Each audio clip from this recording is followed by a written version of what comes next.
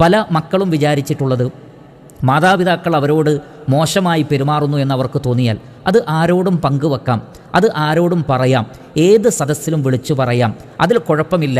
കാരണം ഉപ്പയല്ലേ അനീതി ചെയ്യുന്നത്, ഉപ്പയല്ലേ അക്രമം ചെയ്യുന്നത്, ഉമ്മയല്ലേ അനീതി ചെയ്യുന്നത് എന്നാണ് അവർ കരുതുന്നത്. എന്നാൽ അത് മാതാപിതാക്കളോടുള്ള ഇഹ്സാനിൻ്റെ ഭാഗമല്ല എന്നാണ്. കാരണം അല്ലാഹു സുബ്ഹാനഹു വ തആല ഖുർആനിൽ പറയുന്നത് വബിൽ വാലിദൈനി ഇഹ്സാന, മാതാപിതാക്കൾക്ക് പുണ്യം ചെയ്തു കൊടുക്കണം. ഏറ്റവും നന്നായിട്ടുള്ള സുഹബത്ത് ഉമ്മയോടാണ്, പിന്നീട് ഉപ്പയോടാണ് എന്ന് ഹദീസുകളിൽ നമുക്ക് കാണാൻ സാധിക്കും. ദുനിയാവിൻ്റെ കാര്യത്തിൽ ഏറ്റവും നന്നായി അവരോട് വർത്തിക്കണം എന്ന് ഖുർആനിലുണ്ട്. കാരുണ്യത്തിൻ്റെ ചിറകുകൾ അവർക്ക് താഴ്ത്തി കൊടുക്കണം എന്ന് ഖുർആനിലുണ്ട്. അവർക്ക് വേണ്ടി ദുആ ചെയ്യണം എന്ന് ഖുർആനിലുണ്ട്. അവരെ തള്ളിപ്പറയരുത് എന്ന് ഖുർആനിലുണ്ട്. അവരെ ആട്ടിയകറ്റരുത് എന്ന് ഖുർആനിലുണ്ട്. അപ്പോൾ എല്ലാ നിലക്കും അവർക്ക് നന്മ ചെയ്തു കൊടുക്കുക.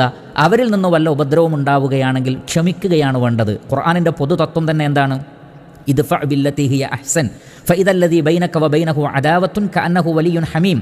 തിന്മയെ നിങ്ങൾ നന്മ കൊണ്ട് നേരിടുക. അപ്പോൾ നിങ്ങൾക്കും ആർക്കുമിടയിലാണോ ശത്രുതയുള്ളത്, അവർ നിങ്ങളുടെ ഏറ്റവും അടുത്ത മിത്രമായി മാറും.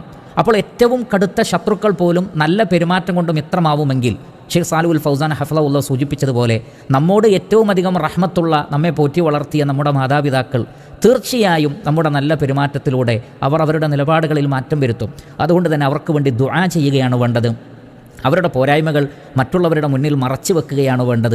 നല്ല നിലക്ക് അവരോട് വർത്തിക്കുകയാണ് വേണ്ടത്. അതിനാണ് ശുഭകരമായ പര്യവസാനം എന്നാണ് ഷെയ്ഖ് സാലിഹുൽ ഫൗസാൻ ഹഫളഹുല്ലാഹ് നമുക്ക് മനസ്സിലാക്കി തരുന്നത്.